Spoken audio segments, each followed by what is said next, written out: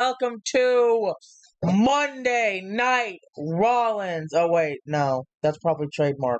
Anyway, welcome to WWE Monday Night Raw review, recap, throwing our 2 cents into the ring, our random bullshittery, basically just telling you what we thought, how it went down.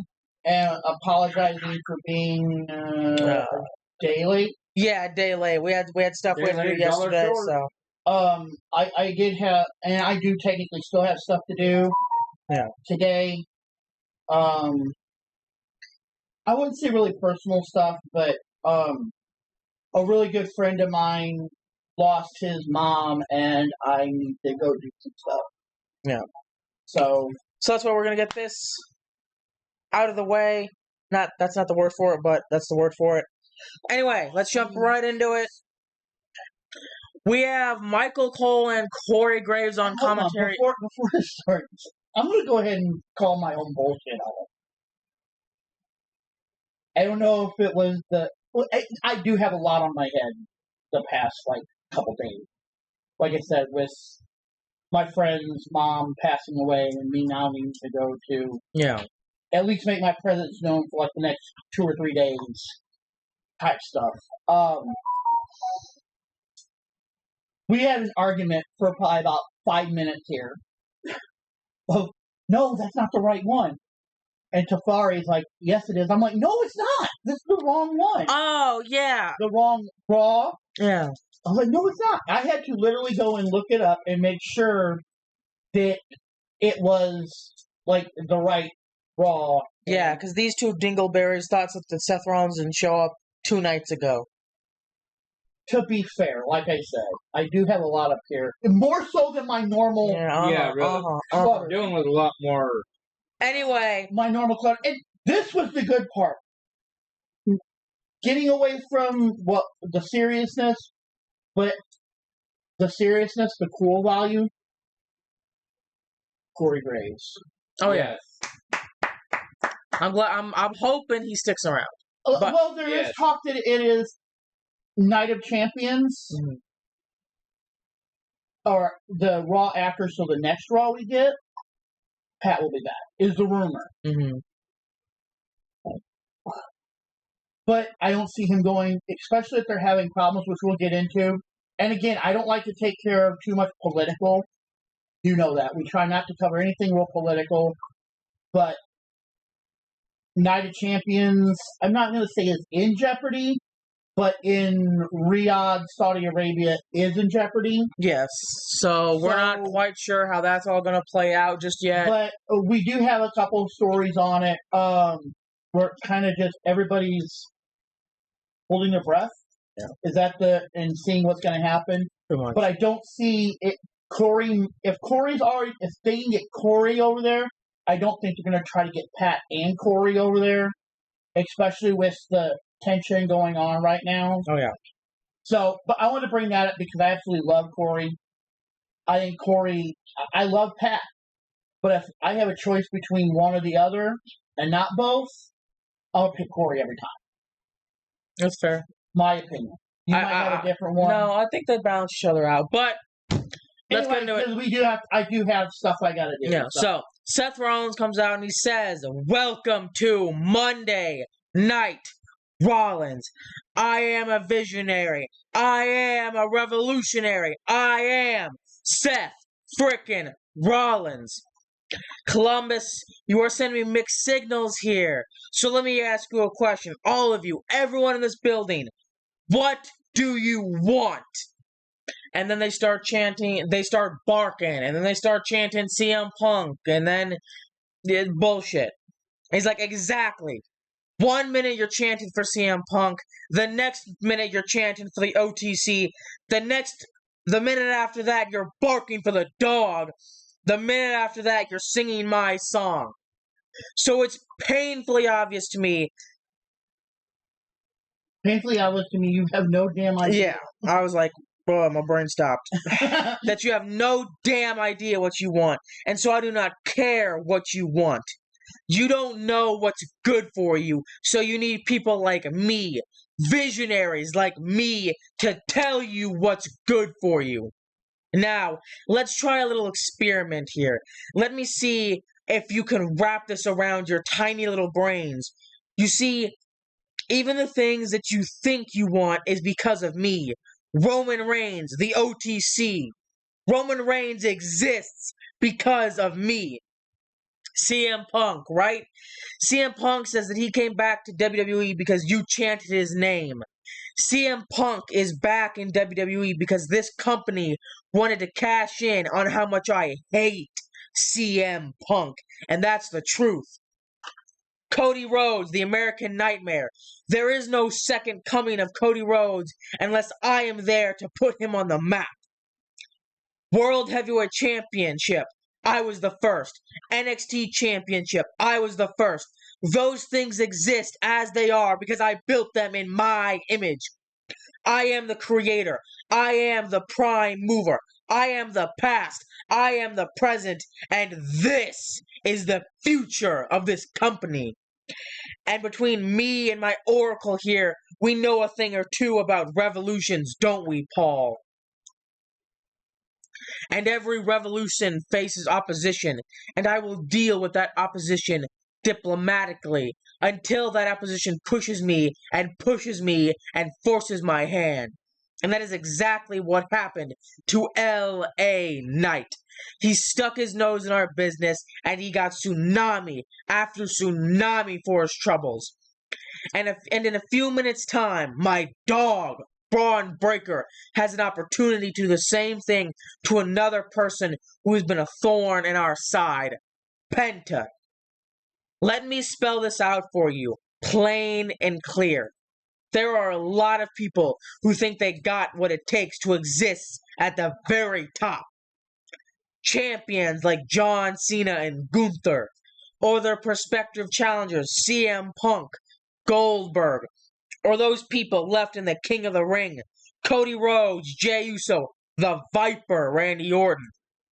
But what these men fail to understand, they are all running a race for second place. He points to the Money in the Bank briefcase, says, "This is the finish line. This is the end game. It has and always will be Seth frickin' Rollins." And then we get our first match. And this was a great match.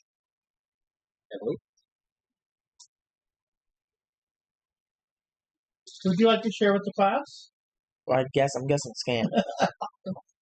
I'm screwing with things. Penta versus Braun Breaker. It actually was. And this went exactly like I said it needed to. Very important. Because I believe, if I remember correctly, they were all out there. Paul Heyman, Yeah. Seth Rollins, Bronson Reed, they were all out there at ringside. But none of them got involved. Because they didn't need to. You know, there was a few times, and this was a great back and forth. You know, Breaker coming in there with that breakneck speed, that explosive power of his. Penta with his high-flying offense, his kicks, his maneuverability. Both of them showing off why they are future WrestleMania main eventers.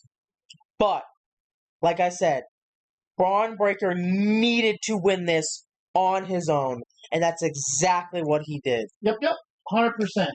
I forget how exactly he does it. Penta's coming off like the second or top rope to do one of his signature moves, and Breaker spears him clean out of the sky. And you said it, like Penta's fucking dead. He's gone. But Breaker picks up the win by himself, which is exactly what he needed to do in order to, what's the word I'm looking for? Validate. Well, what's their unofficial name that everyone's been using? The Vision. Yeah, the Vision. Well, that's what we'll call them for now until they have an official name. That's what Breaker needed to do to legitimize the Vision as a powerhouse faction. Yeah. So I'm glad we got to see that. But then you had the after match.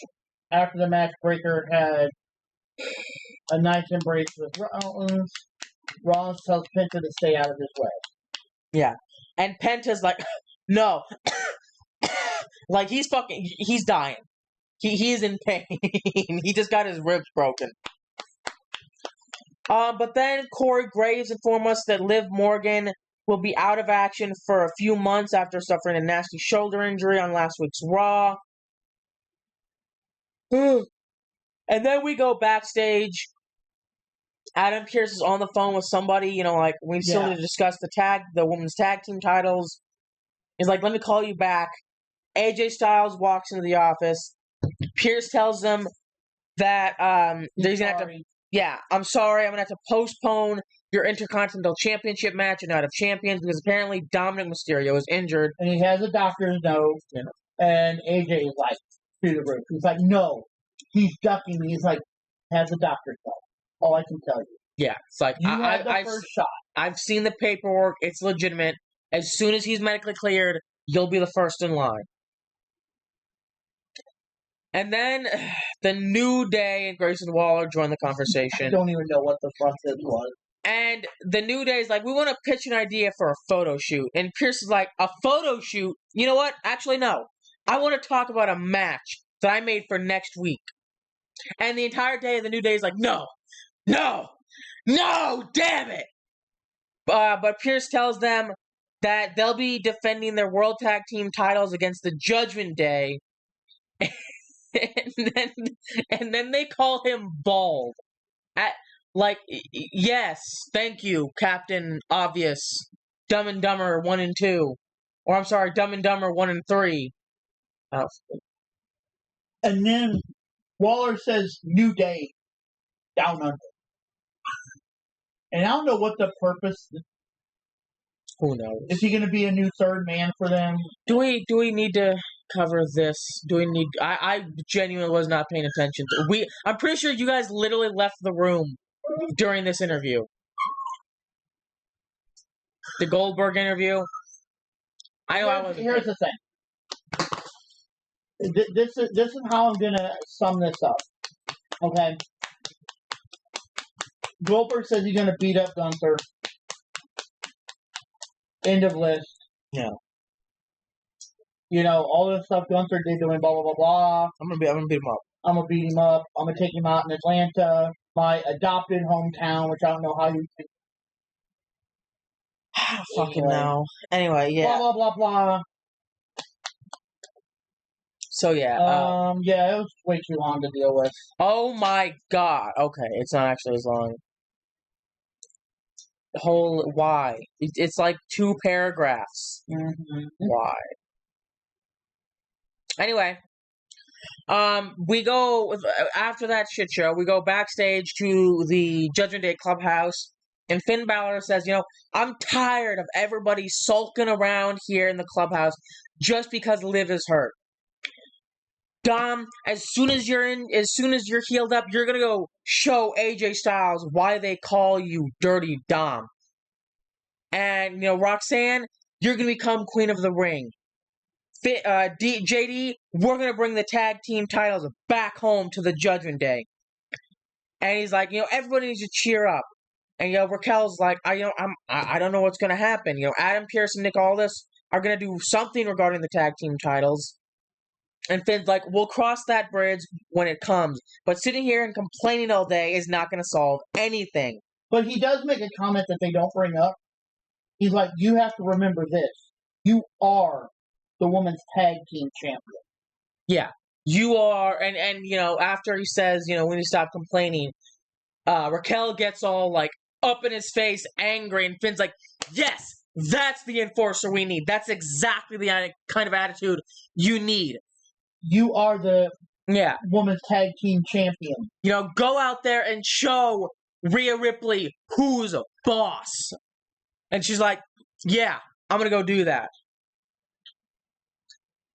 But then we find out says that everything is going to be okay.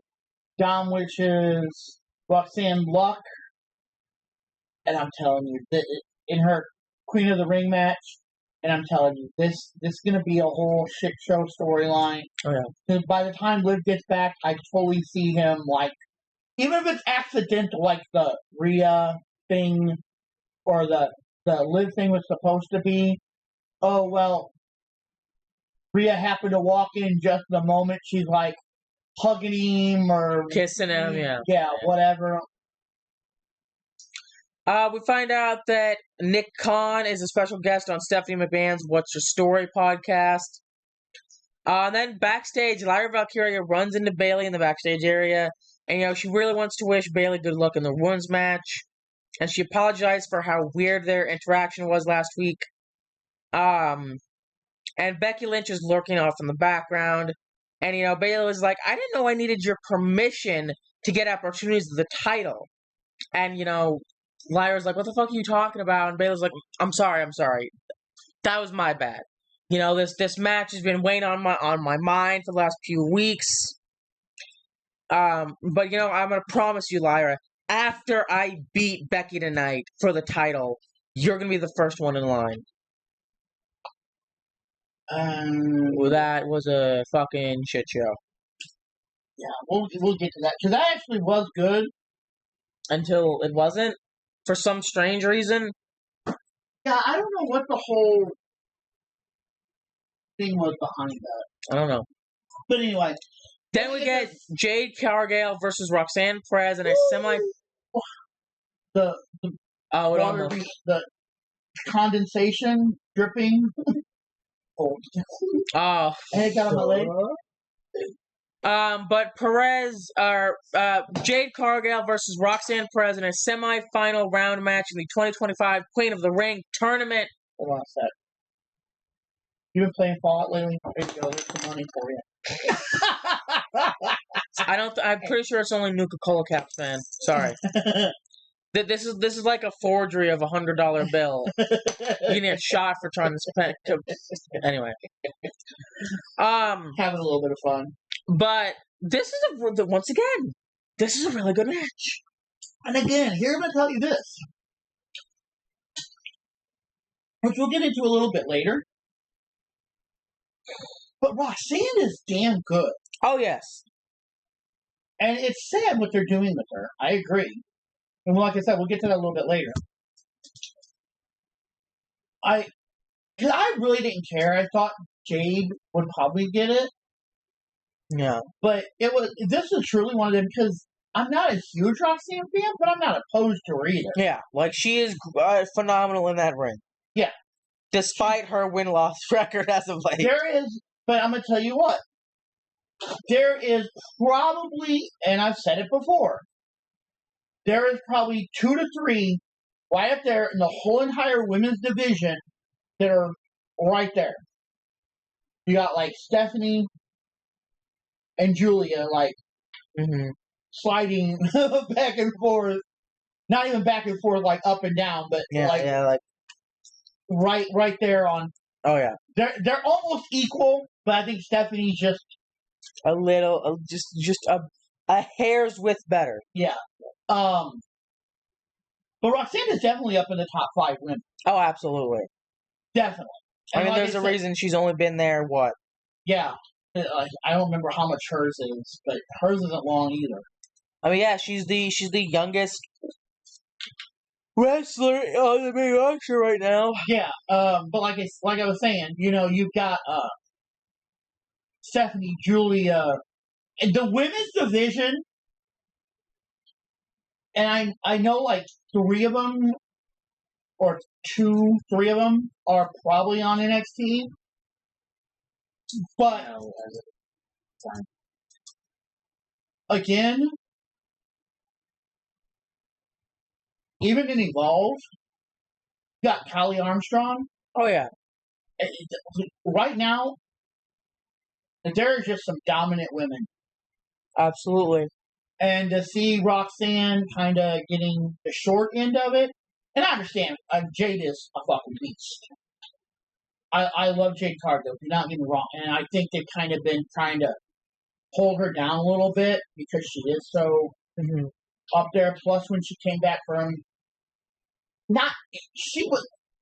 she was hurt, but it wasn't the storyline why she was hurt. Yeah. I think it was something else and some minor family issues. Yeah. Crap like that she had to deal with. But Jade Cargill wins the match. So and this was actually really, really good. It was a great match. It was absolutely beautiful. But she wins the match, so she'll be moving on to face Asuka. No, they're in Pittsburgh next week. Why are they in Pittsburgh? For Monday Night Raw? I guess they're going to be back from Saudi. But they still got an early start time. I have no idea. I don't know. Huh.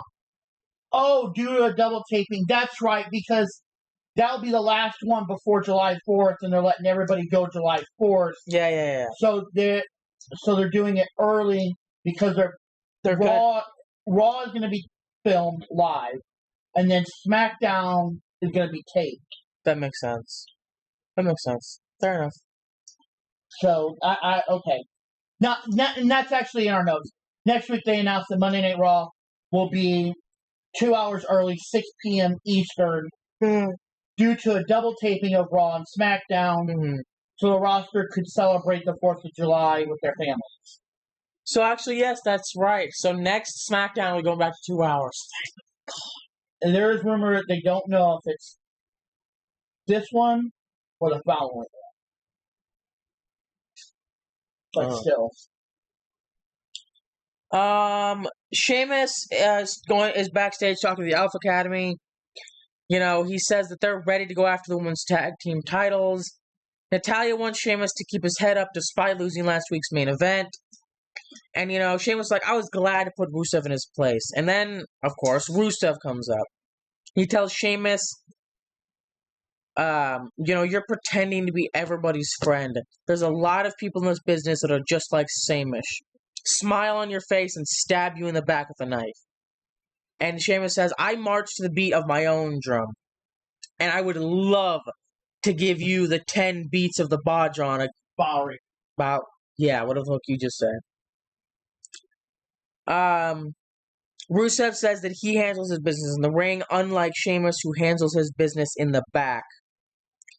And Sheamus says that Rusev was the most embarrassing and egotistical member of the League of Nations.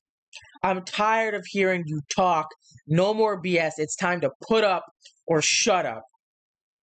And Rusev tells Sheamus that he's going to make some new memories. So I assume we're going to be getting that fight this next week. And then we get a Gunther promo. And I enjoyed this because it was exactly what it needed. He comes out there. It was 100% where, and it was basically in response to the interview. The 5 minutes that we didn't freaking need. Bathroom break. We literally took a bathroom break during Goldberg's fucking interview. That's how little we cared. Anyway. A 60-year-old man going against somebody who's like half his age, maybe a little bit older, but still, older than half his age, but still. Yeah. Way more dominant than Goldberg is. And, again, I told you, and I think it's actually on the stuff we're going to talk about today. It might not be. I don't know, because it's been a week since... over a week now since we talked about it. But Goldberg is sounding like a super dick. And, I mean, 99% of the world is not good on their best day as I am at 50%. Yeah. Right? And it's like, dude, Gunther, in your prime, you would have been fighting for your life against Gunther. Your 200 whatever win streak, if you would have fought him day one, or even halfway through it, you'd lost. Mm-hmm. That would have been shattered. And that's the Gunther today. If you were in your prime, Gunther would have stomped you. That's my opinion. And I loved Goldberg at the time. Mm-hmm. But Gunther's a beast. Oh, yeah. He's built different. You get Gunther in that ring, I don't care who you are. And Jey Uso included because that WrestleMania was a freaking train wreck. I choose to wipe that one from my brain. I just choose the way I see it in my brain is it's just a replay of Saturday Night Main Event, but the like last minute is the chokehold, and that's how it happens instead. Because that I would have believed.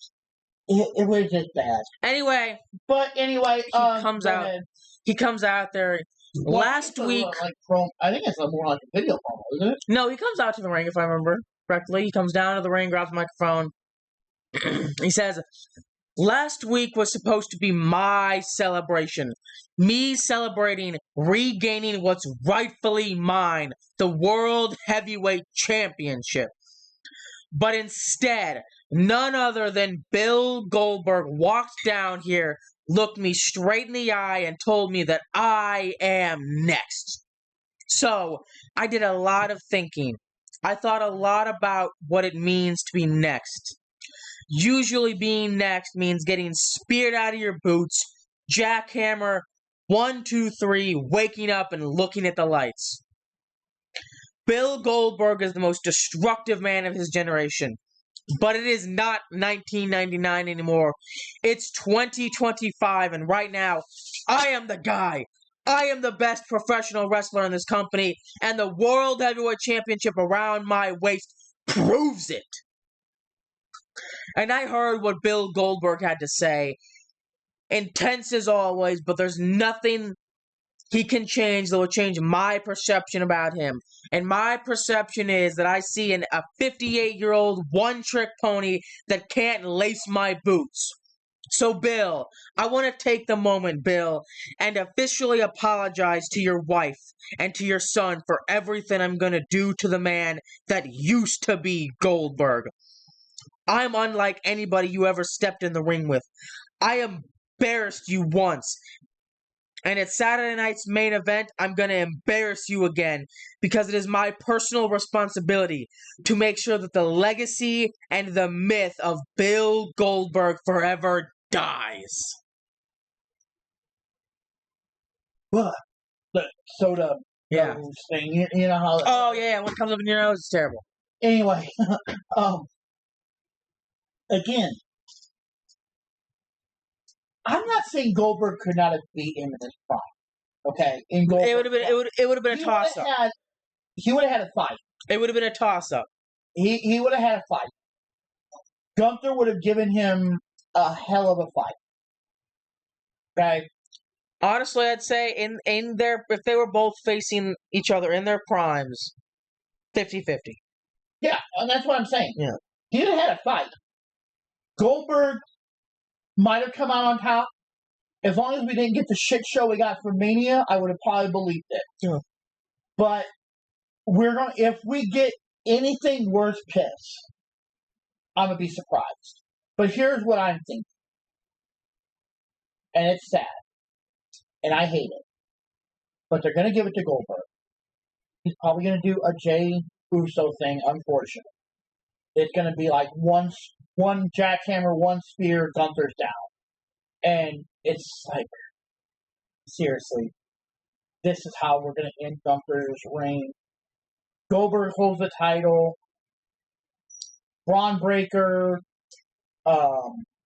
Bronson Reed come in, beat the shit out of Goldberg. Seth steps in, takes the belt. And that's Goldberg's fight. God, I hope not. God, I hope not. And then Gunther has to fight to get it off Seth. Which will probably be hell because he's got the two dumbasses. But there is talk about something, and it might help Gunther in the long run. What? Talk about reforming Imperium. We did see Ludwig Kaiser in the background. Considering Da Vinci is gone, there's a lot of talk of who would be the second one. I don't know if I agree with at least the big rumor. Mm-hmm. And it's somebody who hasn't come back yet. But he's always been Gunther's Kryptonite? Hmm. And it's Ilya Dragunov. That's exactly what I was about to say. But that's a big rumor that Ilya is finally going to side with Gunther and join like an Imperium type group. Which I'm not going to say he's his kryptonite. He's the one who probably beat him the most. Yeah.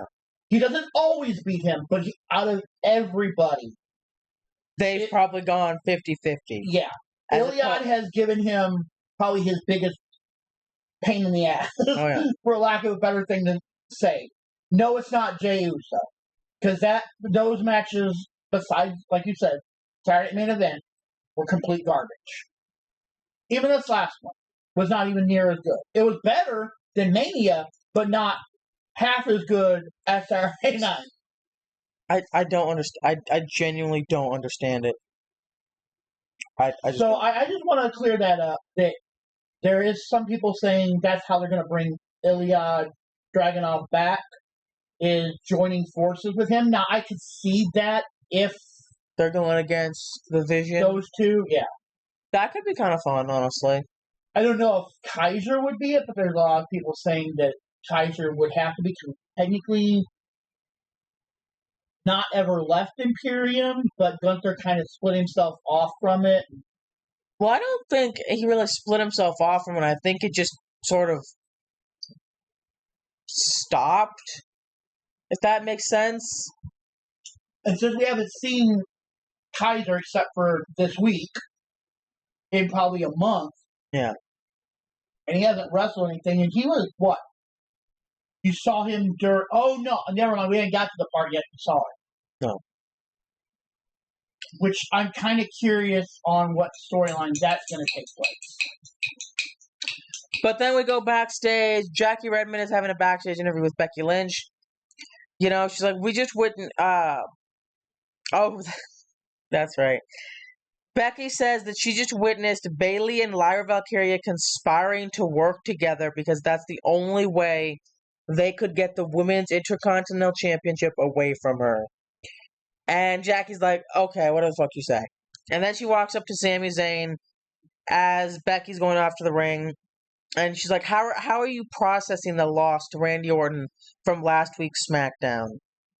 And then I'll let you take this part, buddy. Oh, I love it. Cross shows up with Scarlett. And Cross is like, Sammy, I believed everything you said last week.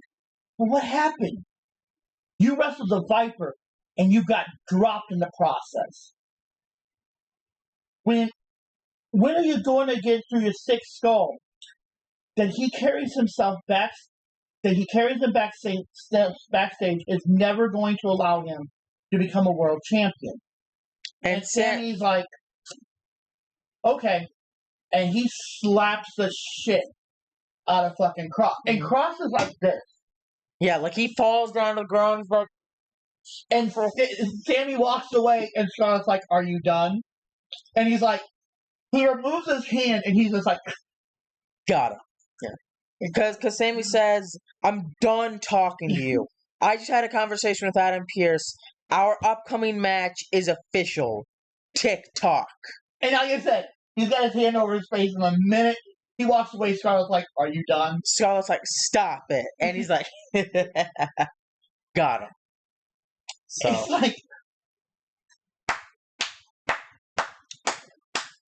like I said, guys, and if you're watching this, or you're not watching this, Cross is a fucking machine. I'm not necessarily saying wrestling-wise, because he's a great wrestler. But how to put this in a term that you might understand. He is the new Bray. He is that one that can take a story and just keep twisting and twisting it and twisting it until it finally goes, ooh, here. Because and they've given him so much space to like work this story. Mm-hmm. With the AJ, with the Sammy. I feel like that's going to kind of all start coming back into something. Yeah. Because, excuse me, I hope, because this is supposedly Cross's contract year. Please resign. Because if you don't, if he goes to AEW or something, I will find a way to watch AEW. I might not cover it, and I say I want to watch it, but in the same breath, I really just don't have a lot of time to watch it. Mm. But if Cross goes there, it might be a job. Because I would love to see his twisty turning mind games that he loves to play. We find out that Kevin Owens will be the special guest on Cody Rhodes. What do you want to talk about? Podcast. Which I do have some stuff on the Discord. Yeah. I believe I put it on there. Braun Breaker will be appearing on The Undertaker's podcast, and Jade Cargill will be appearing on the Raw recap. Then we get to the third match of the night, Becky Lynch versus Bayley for the WWE Women's Intercontinental Championship. Again, this was good until, well, I'm not even going to say until it wasn't. It was just confusing. Yes. Because it was a great match. Bayley was going out there, and she was going out there for blood. Well, I think the one thing we need to bring up before we do any of this is Bayley showed up in what was supposed to be her WrestleMania, which was a contrast. If you looked, I think I might have a picture of it, might not have done it, but it looked a lot like Lyra's. Yeah. Like they were supposed to be the tag team champions. Yeah. Going into Mania, keeping the title, blah, blah, blah, whatever. Mm-hmm. Or winning the title, whatever. Yeah. So they were trying to look like a tag team. So yeah, that was supposed to be, because it was like the white and gold, and what's really cool was supposed to be her main here. But anyway, I wanted to bring that up. But yeah, Bayley's going out there, and she is going for blood. She is whooping Becky's ass. Yeah, the referee has to almost pull her off her at some point.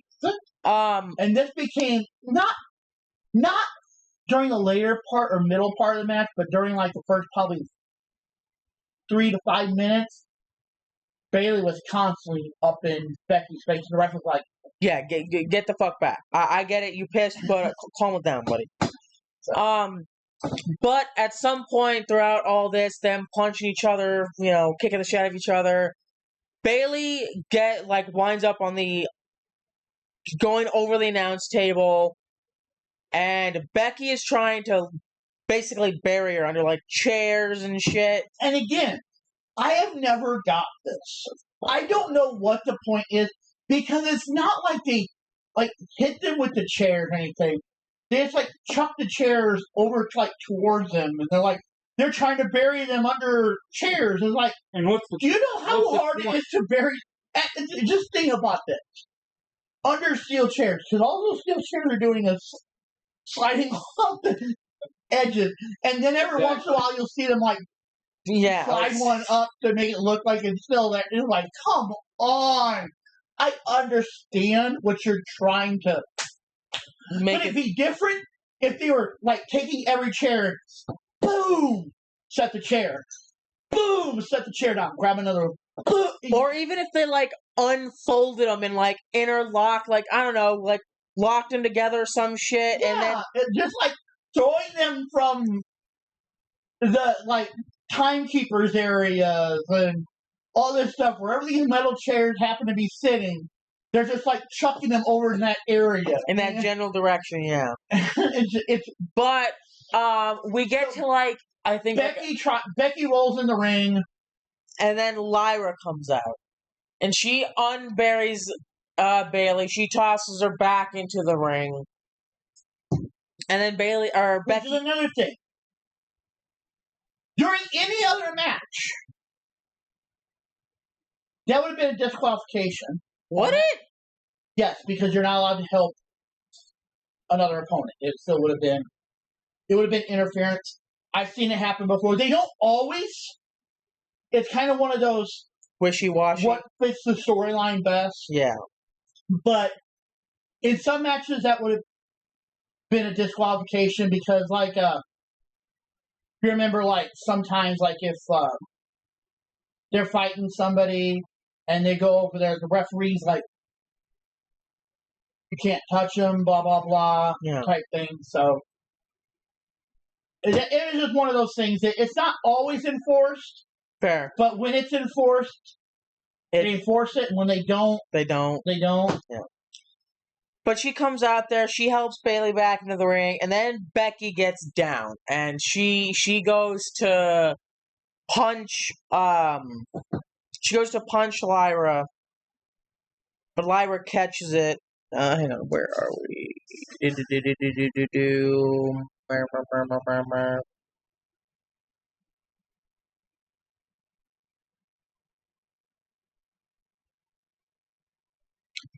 All right, that's right. Becky does punch her in the face, and the referee is trying to calm her down.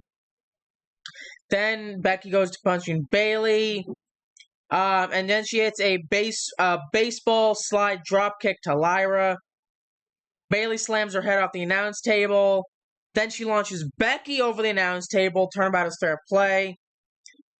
She drives her into the ring apron, throws her into the barricade. Then she rolls her back into the ring, and she's preparing for the flying elbow drop.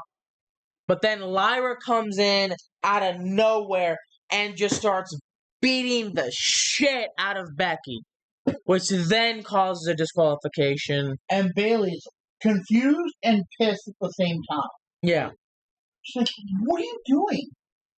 And Lyra's like, she attacked me. Like, I don't give a fuck what she did. Beat her ass after the match.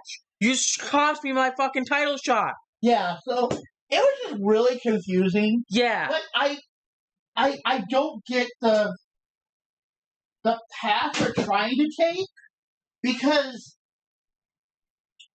I feel like this three-way war is just unnecessary. Yeah, I agree. But I think that's what they're gonna make it a triple threat. Probably an evolution. A triple threat match. A triple threat for the title. Yeah. Which is only gonna piss Becky off, but you know. Oh well. Deal with it. You're the champion, that's what you signed up for. And if nothing else, if you don't like it, here's what I'm gonna tell you to do. And I know these two will agree with me. Here's what you need to do. You don't have to suck it up. I'll give you a one-on-one match. Okay? And then she'll go on, and she'll take on the whole entire women's locker room at the same damn time. Yeah. And you already know who I'm talking about. Do I need to even bring up her name? Then oh god. Back here. Backstage, Chad Gable is trying to give Ivy Niles, encouragement. I want you to embrace that killer instinct. But then he's like, hang on, give me a minute. And then he walks over to Penta and he's like, I'm not one to poke fun at a man when he's down on his luck, when he's already beaten, unless he deserves it. But man, you a bitch. You deserve. He didn't quite say that, but that's basically what he says. Like, yeah, you deserve it. You're an ass. Blah blah blah blah blah. He wanted to rip off the mask, and he tries to attack. Well, actually, I think Penta pushes him first. I could be wrong, but I think because Penta's like, it's not right now, bro. Not right now. Because he's holding his red. He's fucking dead. He just got resuscitated. Yeah. And I'm pretty sure he pushes Gable. I think. I could be wrong, so don't quote me.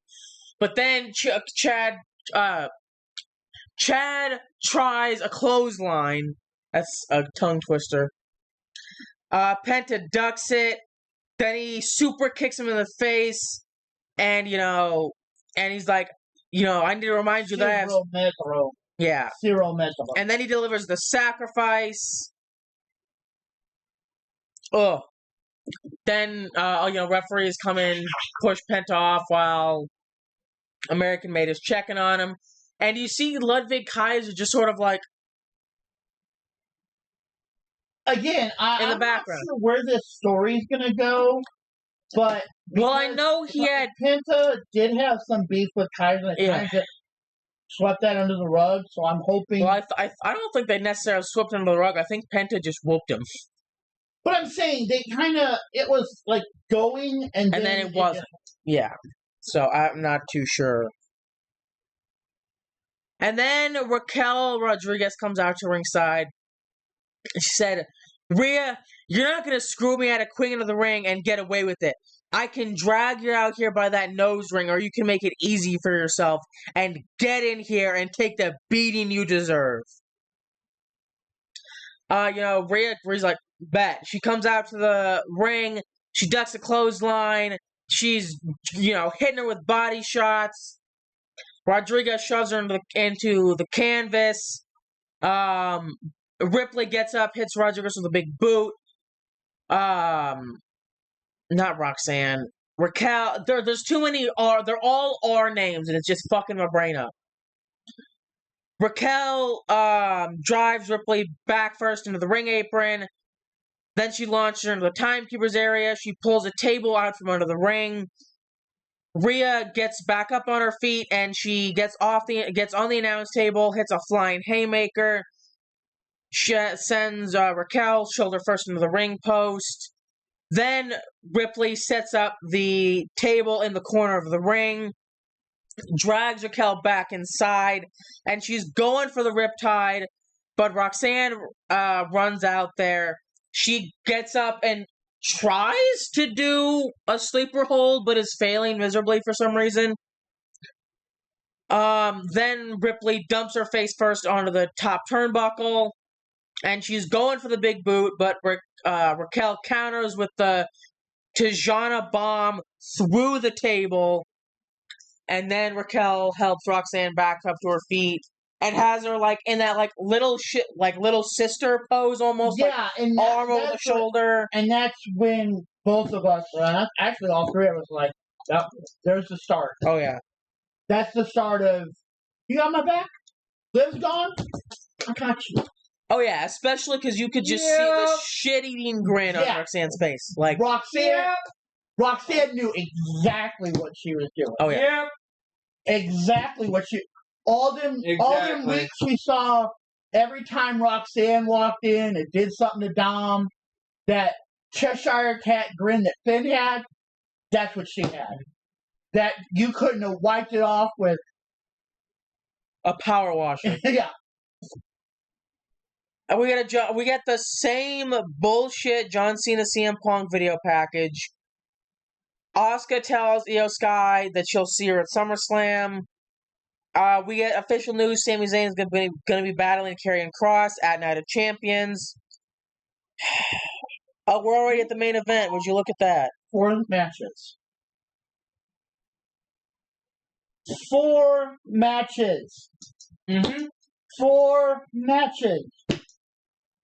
You know what? You know what? To be fair, it was only 4 matches, but I will say something. They were all pretty good. They were. And I think this is. I'm not going to say the best we've had in a while, but it's definitely better than what we've been getting. I think. Yeah. Not great, but better. I'd still give it a C minus. It's a par. I'd say C. They did pretty good. If it wasn't for the repeat video, the Goldberg, the Cena Punk package for the second time. Because, guys, in case you forgot what happened, in case you forgot, the hell out of me. They were literally show a match from earlier in the day. This is what happened earlier. You know what? My memory, granted, is not very long. But I'm pretty sure I can remember the last hour, okay? Or the last 2 hours. Hell, even the last 3. My brain doesn't go, hey, how did Raw start? And I know I did that, but it's also been a hell of a week and 2 more days. So my brain was kind of processing things way. But anyway. But still, the point of the matter is that we don't need 100 promos covering the same shit we've seen every week. But we're not quite that slow. I mean, I might be slow. You might be slow. Knight Rider might be slow, but I don't think any of us are that slow. Anyway. But we get to the 4th match, and look, here's the thing. I'll be completely honest. It was a good match, but I did not pay attention. I'll be completely honest. I didn't pay attention to this match at all. Because here's the thing. It didn't matter. Either way, we were getting repeat bullshit. Exactly. Either we get Cody Rhodes versus John Cena, which is what we're getting, or we got Jey Uso versus Gunther again. So I literally did not care. I completely zoned out. Either way, it was. And to be fair, what I did see this match was good. Like, it wasn't just a throwaway bullshit, nonsense crap. No, it was actually really, really good. I was impressed. But I just didn't care. Exactly. Cody Rhodes won. They shake hands at the end because, giant circle jerk. Pretty sure Sammy and Randy joined them backstage afterwards to, finish polishing the Peacemaker. Yeah. Yeah, exactly. I almost made that joke at work today, but no one would have got it. Because it was getting towards that, last, hour, and we were slow as fuck. So I was like, you know what, I really don't want to go home this early, but I also don't want to stand around polishing Peacemakers all day. But I decided to not, because no one would have gotten it. But maybe I will next time. And you might be surprised. You might have that one go, John Cena! Yeah. What was it? Cody, wasn't it? Mm-hmm. Cody Rhodes, John Cena. Then you could be like, got you. Hey, I got a Twitch stream you can watch. Maybe. But anyway, to Discord. Well, anyway, but hold on. I want to get to something before we jump onto that real quick. And we can jump right into it. It doesn't matter. But what I liked on this was even though Cody wound up winning the match,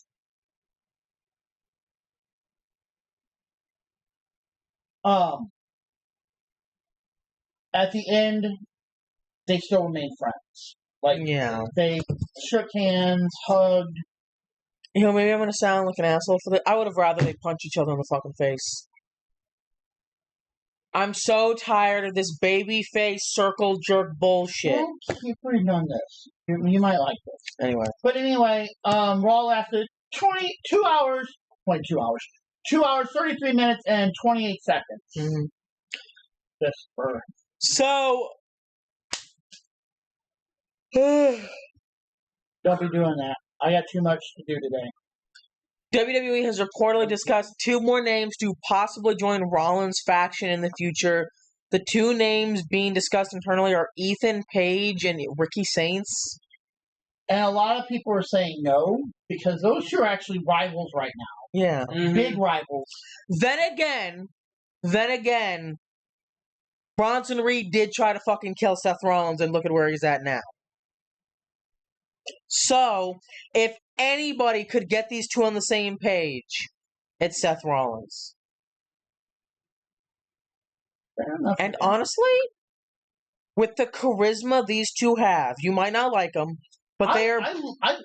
But I'm saying, you might not like Ethan Page, but you cannot deny that he's incredibly charismatic. If you put those 2 on there, because they're both very talented wrestlers as well. They are. I'm not going to deny that. But I think they would make a great rounding out to his little group. You have Seth Rollins, the visionary, the architect, the master planner, along with his wise man Paul Heyman. You have the attack dog Braun Breaker. You have the absolute powerhouse in Bronson Reed, and then you have the 2 little. Honestly, I could see them being almost like diplomats in a sense, if that makes sense. No. No. But I could see them being almost, instead of sending Paul Heyman to go, talk to Jey Uso or AJ Styles or whatever, you go Ricky Saints, you send Ethan Page out there. They are the and then when they start getting beat up or whatever, that's when Bronson Reed... Exactly. If you don't listen to us, we have to call the enforcers, and you really don't want them... Because you're already going to have a problem with just us. You don't want to deal with the big boys. Yeah. Maybe. One of the most painful things for me Oh, this is from Kyrie saying, one of the most painful things for me is when a match is decided not by wrestling but because of an injury. I always step into the ring with deep respect for my opponent, and I train hard every day to give the audience something they can truly enjoy. Even if it was never... They're supposedly fixed our internet, so we're going to test this to see how fast it actually pops up. It still looks well. Well, to be fair, we did find out that it's still like half of what it's supposed to be. So, that was fairly fast. Even if it was never intentional, knowing that someone was hurt in a match with me is something I carry deeply. It breaks my heart. I hope with all my heart for a full and speedy recovery. I will continue to give my all, hoping to bring excitement, not pain, to the ring. And see, this goes back to what I said. And I think I said it during the SmackDown one, too, because we brought a little bit of it up. Everyone's calling for, like, Kyrie to be punished and all this. Kyrie's hurting enough. Yeah. Like, this tells you. Like I've said time these guys are not... You think, oh, well, they're rivals. She's a heel, she's a face. Backstage, they're friends. Here's the thing that people... Look. I'm gonna spell it out as plainly as possible. A, it's an act. They are friends. Just like actors. Like, I don't know, fucking... The guy who played Thanos and Robert Downey Jr. were probably fucking shooting the shit backstage at the end of Endgame. Even though they killed each other or whatever. Point being is, it's an act. They're friends. Second of all, it is a contact sport. Yes, it is staged. Yes, they do everything in their power to make sure, it looks good, but they're not actually hurting each other. But guess what? It is a very real sport. It is a contact sport. You are, in fact, punching each other in the face, even if it's not like boxing. People are going to get hurt. It happens. No matter how good you are, no matter what, you're going to get hurt some way, sometime. And even Liv, like when she has talked the little bit that she has, is not blaming her. She's like, it happens. It does. It just happens. And she's not saying she did it. She's not saying Kyrie did it. It's one of those. It happens. Hey, it happens. Yeah. You fall, you think you're turning the right way, and then suddenly, oh shit. And I'm going to tell you what, when Kyrie did her move, you literally saw it, if you looked close enough, you saw her shoulder pop up. Yeah. Yep. Like the so same. She caught herself like this, and that shoulder just said, nope, not today. It's one of those things where you've done it 100 million billion times in practice. You're like, we got this. And then the one time you're out there doing it's like, well, I guess it wasn't today. Your shoulder suddenly goes, or your leg, or whatever suddenly goes, nope.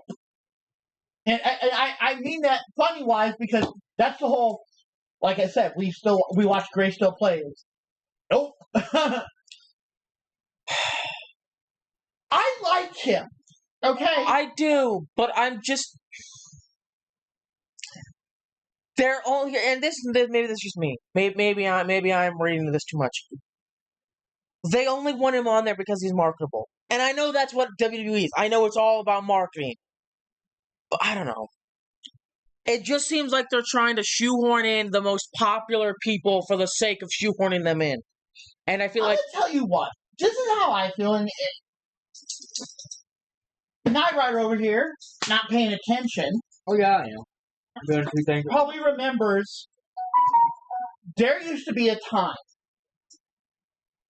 probably 90s, early 2000s, in which the luchador, like cruiserweights, whatever, were dominant. Oh, I know. In WWE. Oh, and I think they're trying to kind of shift that back because they had lost a lot. And I think that's kind of what they were trying to do with like incorporating the AAA into the system, is to look at some of those like Mr. Iguana, Psycho Clown, some of them, and saying, you're good enough, let's put you in here. You're good enough, let's put you in here. So they can, because really, or like, they're not, the luchadors are slowly like coming back, but they don't have You have, what, maybe 5, 6 Yeah. right now? And I think they're trying to reshift that because we used to have a show, and I could look up when it officially closed down, what was called 205, Mm-hmm. which was their cruiserweight division. Because you have to be under 205 to be considered a cruiserweight. And that was a whole other thing. Matt Hardy trying to be a cruiserweight. He's a bigger guy, but he was cutting weight. It wound up being a whole storyline. But anyway, they eventually got rid of the cruiserweight title. I think that's kind of where they're trying to go, is to bring back like a cruiserweight championship type thing. But I don't think it needs to be a cruiserweight. No.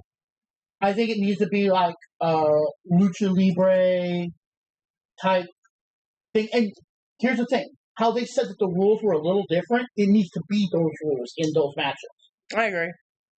Like, things are a little more Lenient. Yeah. Yeah. Yeah, she's going to require surgery. When speaking to a source after Raw, there was internal optimism that Liv Morgan could avoid surgery for her dislocated shoulder. However, later in the week, it was determined that surgery is necessary. As a result, the previously hoped 3-month recovery window is no longer in the books. The hate that we 100% agree. The hate that Kyrie is getting isn't right. The injury to Liv wasn't her fault. She isn't the type of person to cause an injury to anyone. We love you, Kyrie. Absolutely. And again, that's what I'm trying to get at. People are genuinely like calling for her to be instantly fired, to be fined, to. It's like, guys, you have to understand. This is 100%. Oh, let me turn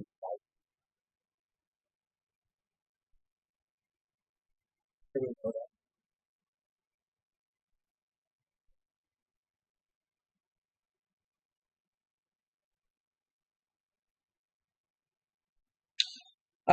But Stephanie Vakir says that her favorite WWE woman so far has been holding up 2 NXT titles in Madison Square Garden. Absolutely.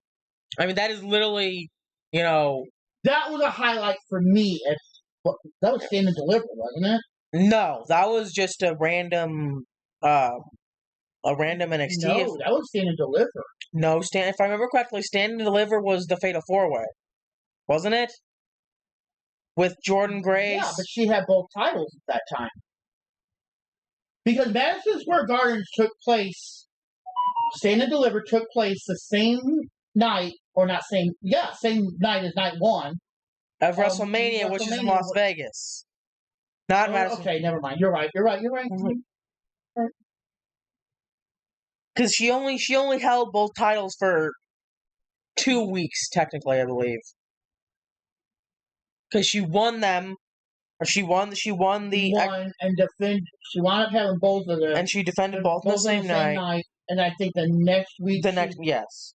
So no, this was in Madison Square Garden. Stand and Deliver was in Las Vegas. I think that was like maybe a month. Actually, no, it was probably like 2 months after that, I think. But still, literally a history-defining moment. This first ever. Yeah. So, anyone else notice that El Grande Americano debuted after Ludwig went missing? And you know what? This is something I seriously thought about. And the reason I say that is there's some videos of people like putting the suit on like Kaiser, and I'm not saying it looks the same, but you can definitely, it would make sense if they decided to like change it, if that makes sense. I know he's got a different body style, but like I said, this is what's going to happen. I'm not saying it's going to be Luca, okay? Let's take that off of the table. You're still way too loud to be like at like 10%. Anyway, I've said it before. I do see them changing El Grande for the mask reveal. Oh yeah, it's not going to be Gable. It's going to be a look-alike. It's going to be a body double. Mm-hmm. Stephanie Vakir says her versus Rhea Ripley at WrestleMania 42 is a dream match. I would love to see that. 100%. That alone would be the highlight. I don't think you could wipe the smile off my face watching those two go at it. Exactly. Nick Khan says that he takes 100% responsibility for all the failures in WWE. If we fail at something, it's 100% my responsibility.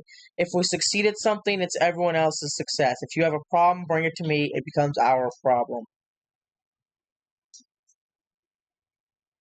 Fair Fox, I guess. I liked it for the simple fact that, like they said, it's a great mindset. You know, like, something went wrong, I'm sorry. I'm sorry. You know, I'll take... Because there's so many people, I think, that kind of have the weigh-ins of, like, what goes on, Yeah. the path that it takes. And I think sometimes that gets a little rocky and choppy, and I think it's nice to have somebody... I'm not sure how real... Like, I believe it's real, like he said it. But I don't know how real, like, it actually is. Yeah, I get you. Yeah. Bayley responded to Michael Cole saying something nice about her on WWE Raw. He tries to pretend like he doesn't miss me, but he does. He texted me every single Tuesday saying, I wish you were there last night for the last 2 months. That's cute. I love... and like I said, I love Bayley, and especially when it comes to, like, the whole Cole thing, like, hi, Cole, or you know Cole, or whatever. It's great. She's always kind of had this weird thing with Cole. JD McDonough with a savage comeback to Corey Graves saying it's not JD's fault he was born with the skull of a Minecraft character. And he says it's not my fault that Corey Graves gets relegated every time Pat McAfee is available on a Monday. That's fair, Fox. And again, I don't know what that means. I don't know. The skull of a Minecraft character. I don't. What? I don't know. I have no clue. I'm still really confused. I assume it means he has a really hard fucking skull, but that's my only conclusion. And this is just, I don't know where you got this from, but Goldberg's last match in WWE, if he wins the title, it's possible that Seth Rollins could cash in immediately after the match. This appears to be the basis of after this came that Gunther's second title reign could be significantly short. That's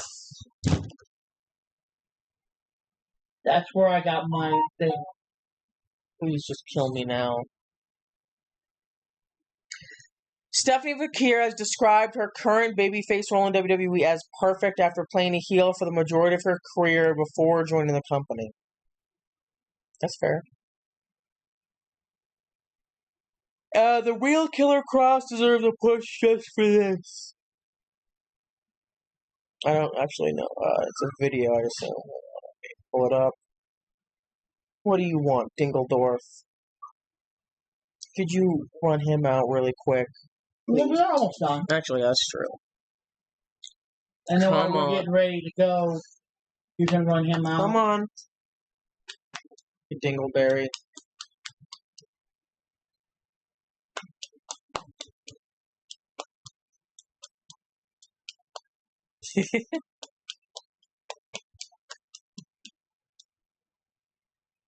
Fair Fox?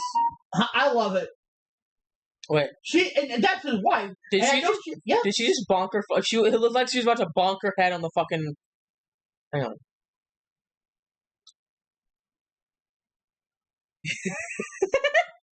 You see what I'm talking about? She probably does. I love the idea that he's like, yeah. And then she's waving the fans and ow! Fuck! But here's the thing. This is what I'm saying.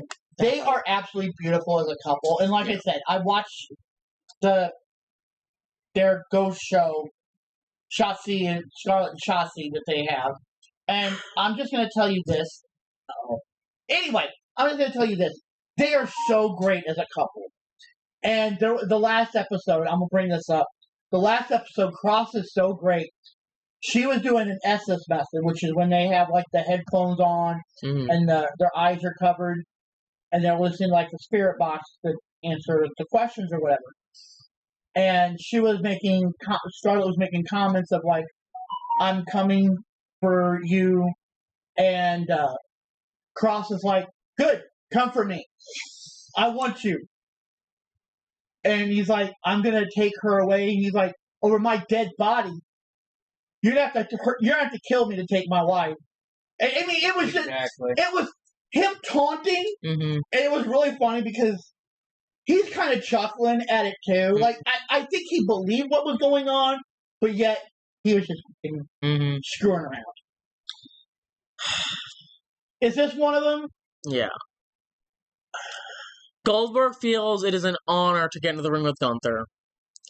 He, Gunther, believes that even at my peak, he could have taken me, which is absolutely laughable. But, I mean, he's a formidable opponent.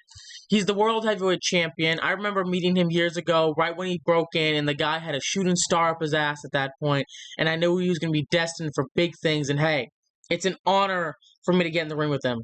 It's an honor to step into a position to be vying for the World Heavyweight Championship at 58 years old.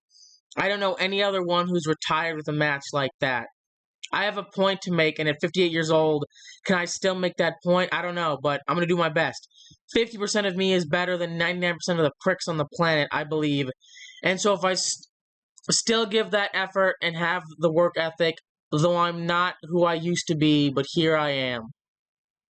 See, like I said, maybe that's not asshole, but to me, that just screams asshole. Yeah.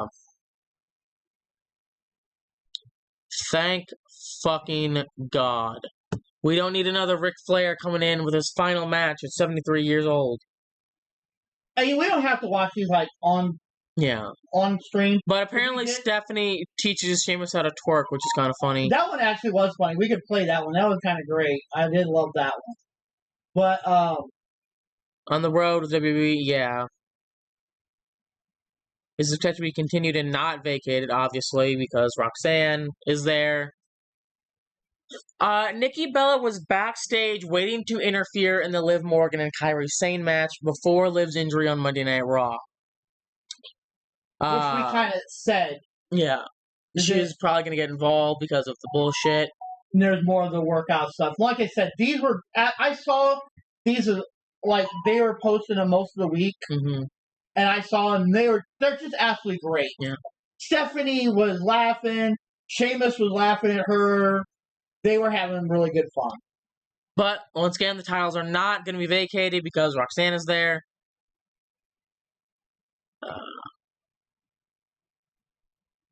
Thank fucking God. I was 176-0. I don't have to stand in frickin' line.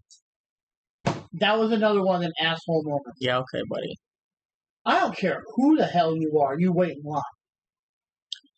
Well, look at fucking I know. Jasper Troy. Anyway. Roxanne is WWE's youngest beauty, and Goldberg is the oldest wrestler. No. Get him the fuck out of here. R-Truth at 53 is the oldest wrestler. This is a ancient fucking crumbling fossil stepping back up to the big kid's plate to take a final swing at the bat. Here's the thing, on your note, and we kind of talked about this. Truth has been there for 17 years. Mm-hmm. Truth has been on Monday Night Raw or SmackDown in WWE. Yeah. Yep. Goldberg has been where for the last probably 10. Oh.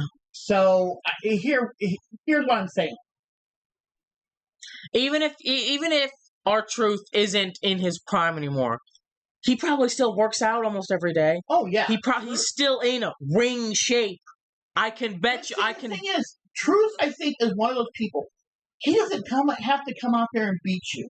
No, because Truth, he comes out there and puts on a show. Yep, and you know what? Like we've said, whether they're cheering for you or booing you, at least they're reacting. Truth, all he has to do is open his mouth, and that crowd is screaming. Exactly. Yep. Truth, and I know this is gonna sound funny, but here's the point I've made, and that is actually really, really good. I don't know if you watched that. I have not. We'll have to watch it after because volume and all that. Yeah, but he does so good. There's a bunch of other ones. He does so good with those. But anyway, What was I talking about? I had a sidetrack. R-Truth. Oh, Truth is one of those that, like I said, even when they supposedly kicked him out or, let his contract go, whatever, weren't going to renew it, people instantly. That night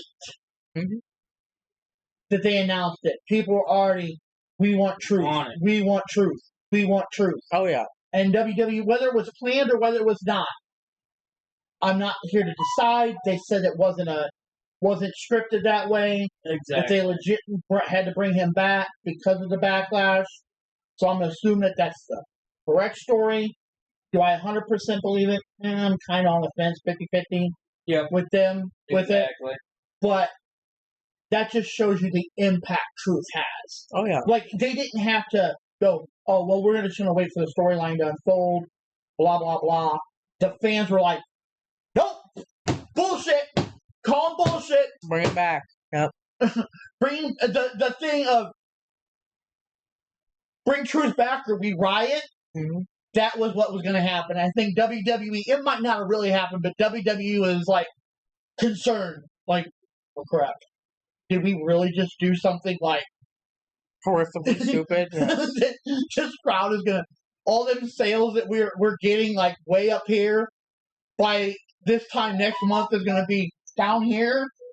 And I think that was a legit concern. It might not have gone that far, but they would have definitely seen an impact. Oh, yeah.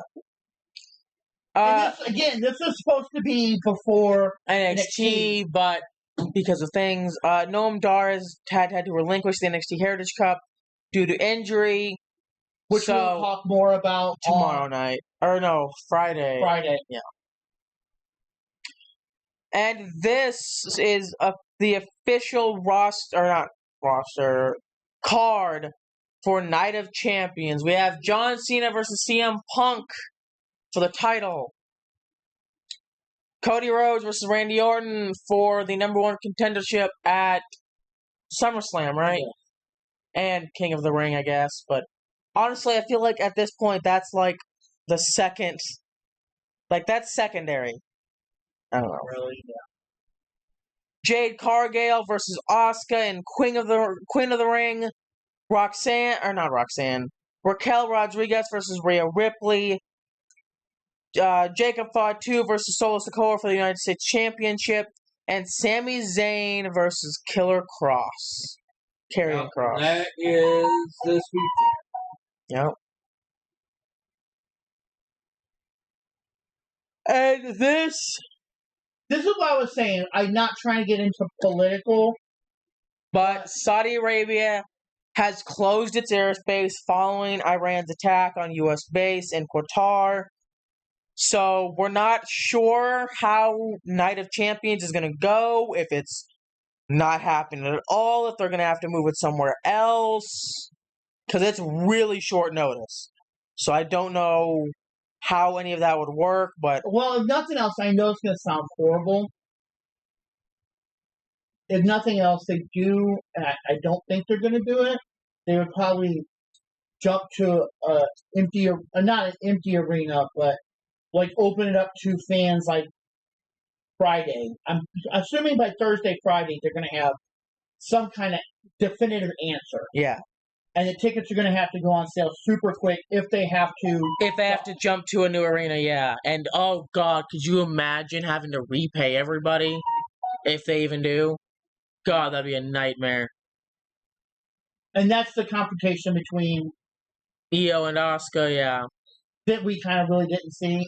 We did see that one, but did we see that one? I don't think so. I don't think we did. Apparently Goldberg is going to be there every fucking Monday, so that's fun. Can't you see how excited I am? Wouldn't that be... When is Night of Champions? Or not Night of Champions? Saturday Night Main Event? Saturday Night Main Event. I have no idea. But can't you see how excited I am to see... We are excited? The old retired Fossil? Are we excited? Can you see how excited I am? Yeah. Anyway. There's word within WWE that some early arriving employee are currently stuck in Qatar That's what I was talking due about. to temporary airspace shutdowns. So That's what I was talking about. Like, there's minor crew over there, like the initial crew that kind of goes in and check things. Yeah. make sure everything's clear. You know, maybe have some of the equipment. Blah blah blah. Yeah, just getting ready to go over. So and they're stuck over there. I'm guessing. I don't think they're gonna open their airspace. So I'm willing to bet that Night of Champions is probably gonna get taken to some random fuck off.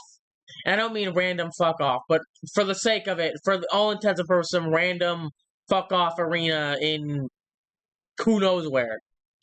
Hell, maybe it'll be in St. Louis. Probably not, but you get the point. Even if it was, we couldn't afford tickets. But Io Sky has not defended her title since WrestleMania 41, which has been what, 2-3 months? Have we even seen her wrestle since WrestleMania? I don't think so.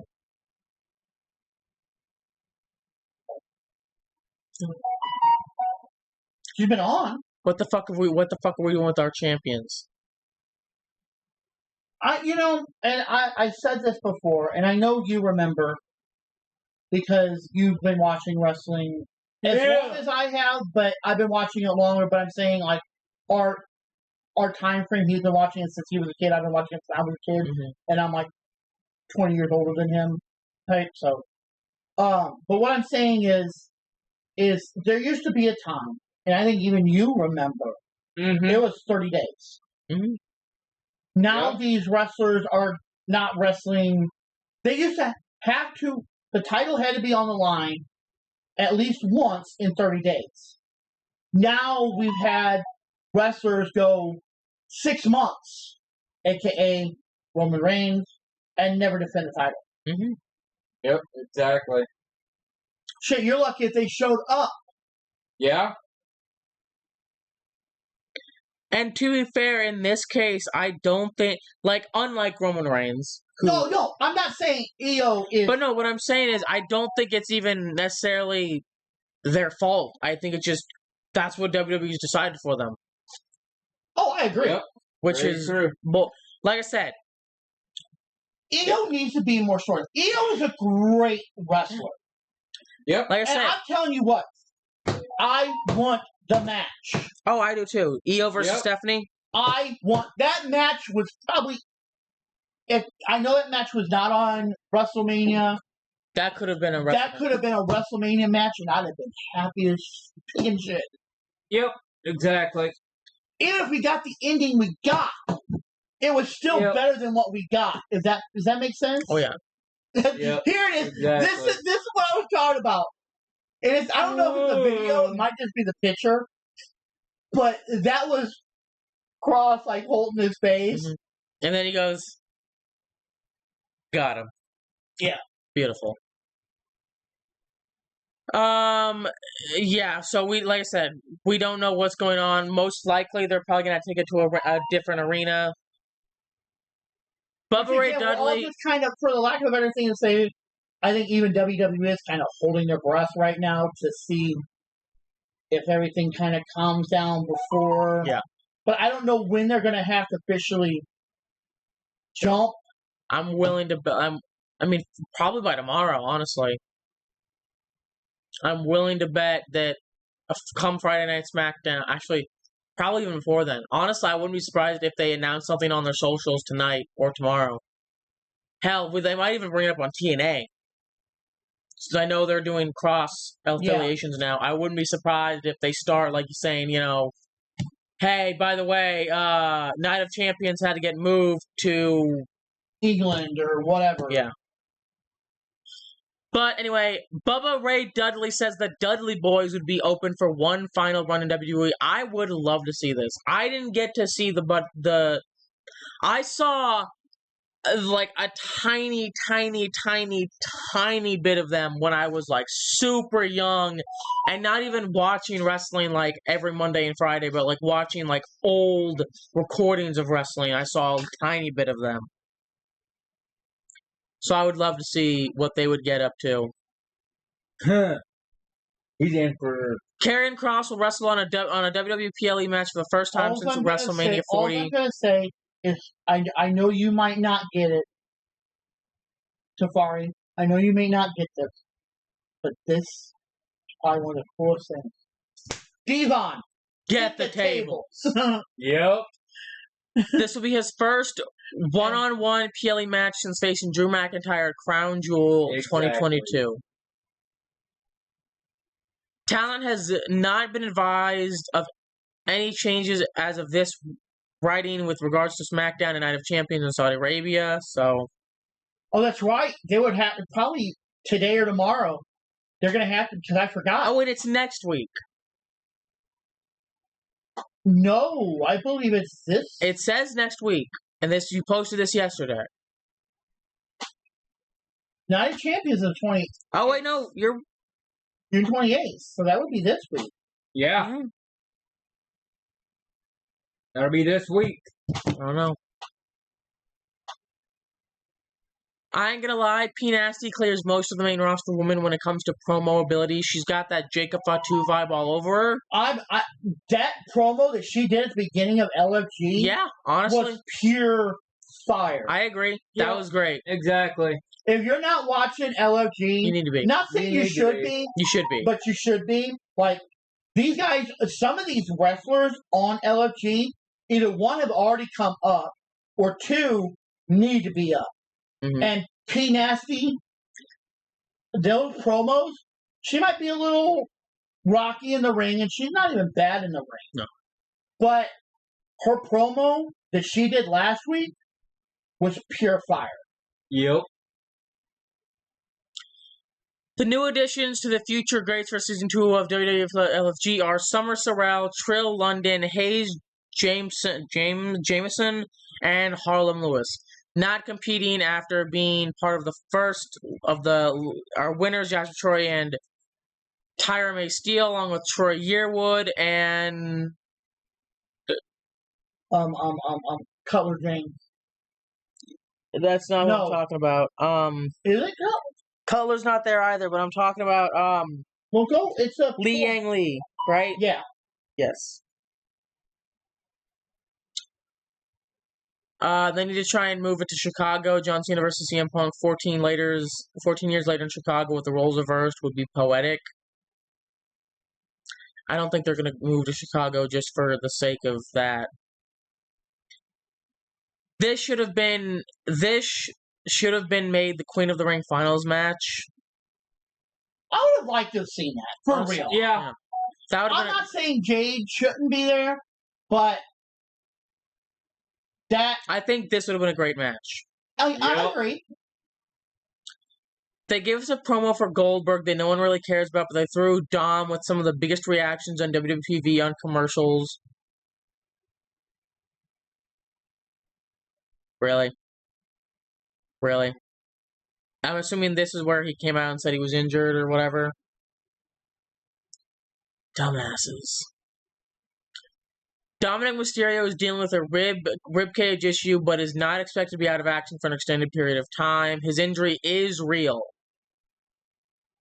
I mean, yeah, that makes sense. It's not story. It's not scripted storyline. Yeah.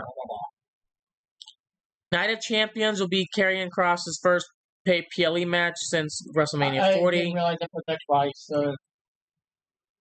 Kevin Owens has revealed that he's hoping to undergo surgery on his neck in mid-July, describing his recovery as frustrating.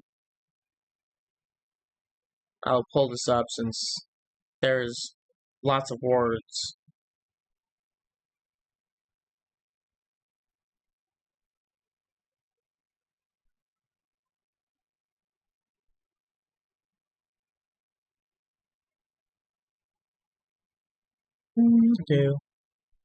It's been such a frustrating process. We're letting my spinal cord heal as much as it can on its own before we go in for the surgery, because how extensive the surgery will be depends on how my spinal cord looks when we go in there.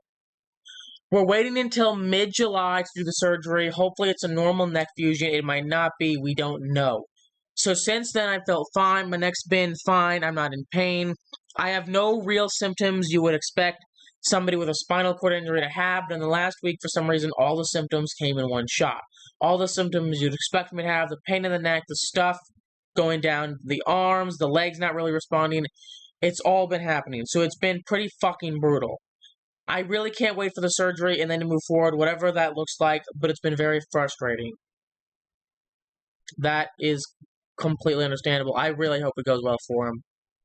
Yep. And I'm not trying to sound bad or scary,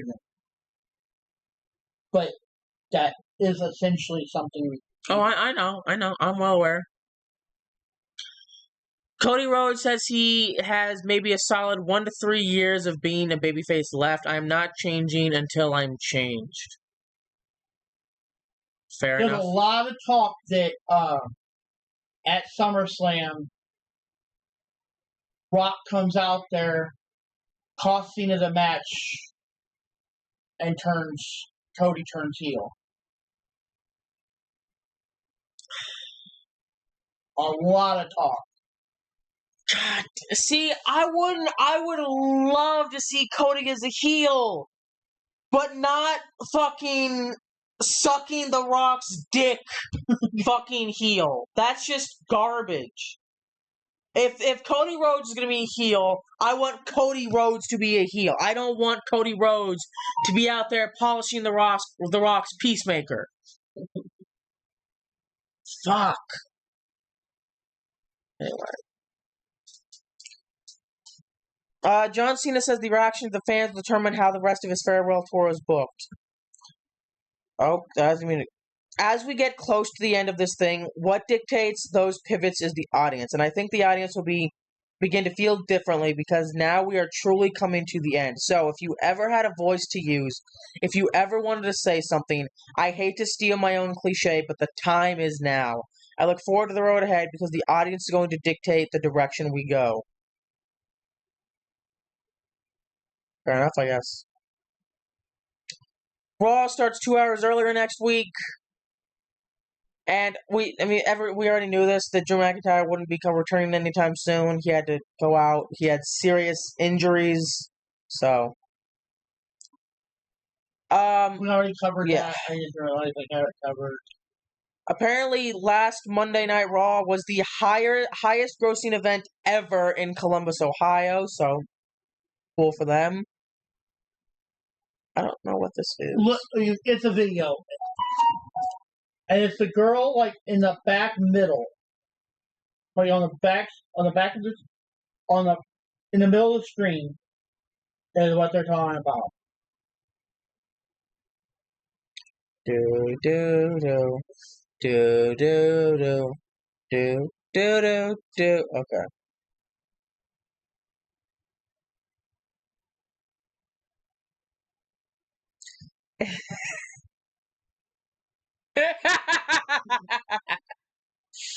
Honestly, that's the most fair reaction. Was that spear. Like, did he just kill that man? Did he just fucking kill that man? Everybody's like, Mm-hmm. She had the same reaction I did. He's dead. He's fucking dead. He just ripped that man's heart out. Oh wait, no, I think Discord's just being slow. Hang on. Yes. And that's why I had to put that, because that was just absolutely great. Oh god, yeah, okay. There you go. This is the same thing. Yeah.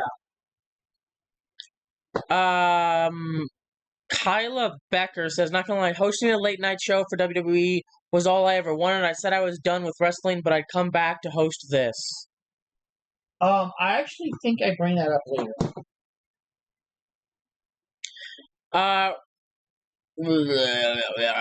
Tensions are running high ahead of Night of Champions. So, like I said. Yeah, it's still really kind of just up in the air. Yeah. TNA Hall of Famer and former world champion, The Real Abyss, created countless memorable moments throughout his TNA career. Revisit the complete history of the Monster Abyss in TNA. Actually, there's a little bit more to that. It's basically he is, like, I'm officially done with in-ring competition. I will never return to the ring.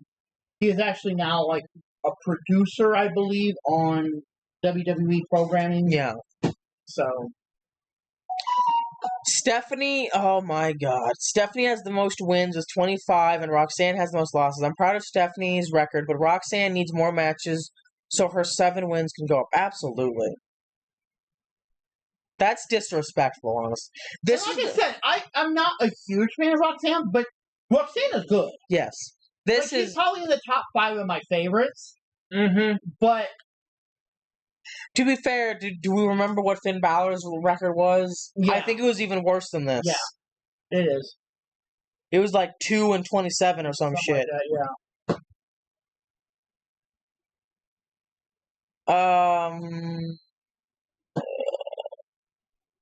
I thought this was interesting.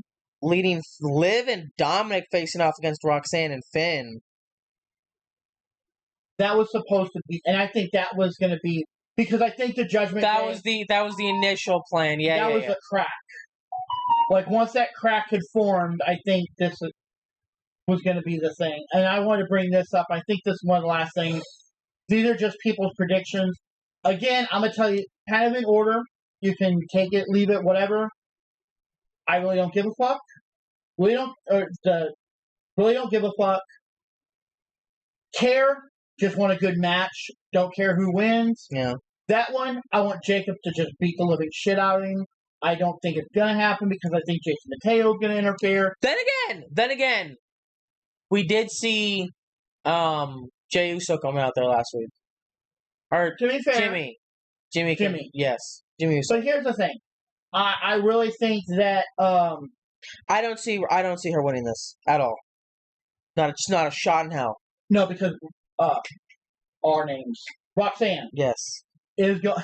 I want to say Raquel's going to interfere, and Raquel can't interfere in her. See, it's difficult. Raquel cannot interfere in Raquel's match. But anyway, Roxanne is going to interfere in that, and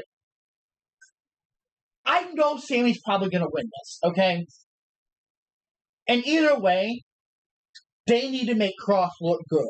Well, here's the thing. Is Sammy going to win this because Sammy wins this, or is Sammy going to win this because that's just him playing more bullshit? Like, what was it? A couple months ago, or whatever. Cross did the... Yeah, against AJ Styles? Yeah, I remember that. So, does Sammy win this because Sammy wins this? Or does he win this because Cross just throws the match? Good point. When I said that, I'm like, wait a minute. He did do that against AJ Styles. He put his hands behind his back. And let himself get hit with the flying forearm, whatever thing he calls it. But yeah, he went. Because he was trying to bring out that evil AJ Styles. And obviously didn't succeed because AJ decided to be a dumbass. To be honest, I love wrestling so much more than acting. There's no denying the magic in an arena for a live WWE broadcast, and I'm fine saying that. If that knocks me out of the movie business, I'll be accountable for saying it's not going to knock me out of the fucking movie business. He's goddamn John Cena. But I think what he's trying to get at, I don't think it's Yeah, no, I get that. I think he's legit being. I think this is like one of the most honest things he's actually said. Yeah, and that's why I put this on there. I think that's one of the most honest things he has said over the past couple months, whatever. And again, that's something I know you're looking at doing this, and that's part of a little bit why I put this in there too. The magic of being in that arena. Oh yeah, you're out looking at that crowd. You know, with a movie, it's overwhelming.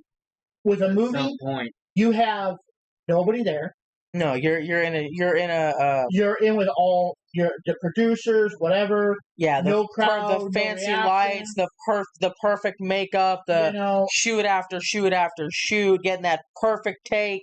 And with this, with wrestling, one shot. Yep. That's what you get. And I'm not trying to throw old shit into the hat, but go back to last week. Liv and Kyrie, that doesn't happen on a movie set. They just erase you. Or Yep. what? Or what was it? Exactly. Damn it.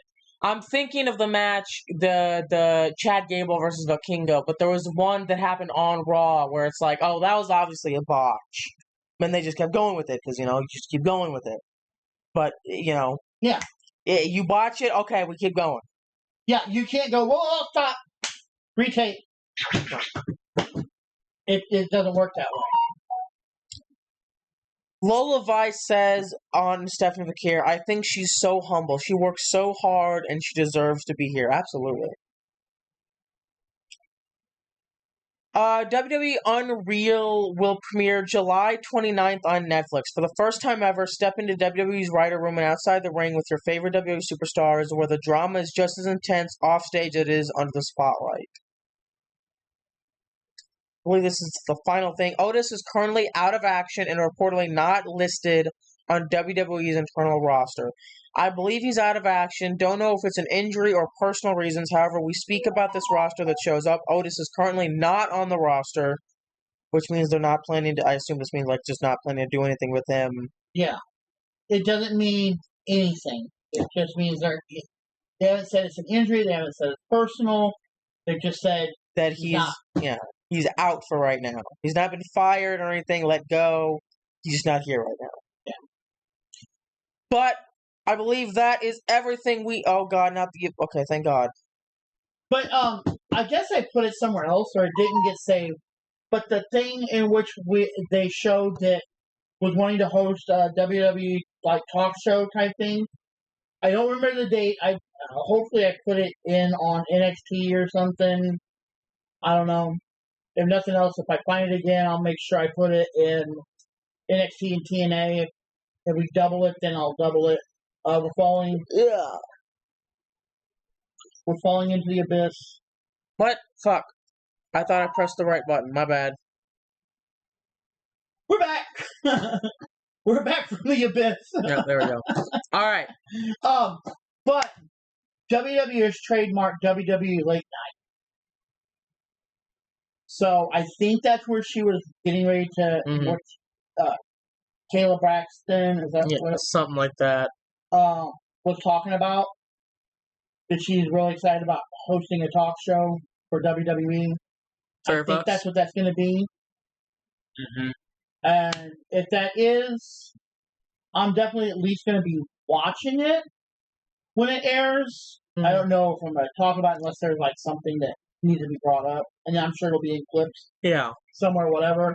But, alright guys, I think that is it. Like I said, I've got literally 25 minutes to get my stuff together, and I don't have to be there between 4 and 8, so I'm not worried about a time frame. But I've literally got 25 minutes before it starts, and I'm wanting to get there early so I can get back. So, if you've made it this far in the stream, go ahead and give us a follow so you can get notified whenever we go live. If you are watching this on YouTube, like, comment, share, subscribe. Let us know what you think. If you want to chat with us, join us on Discord. If you want to help support us, press that big red donate button. But that is about it. I'm Telfari. I'm CK. Sorry, I just got a text from who I had to go see. You're good. And I'm Knight Rider. Good night. See ya.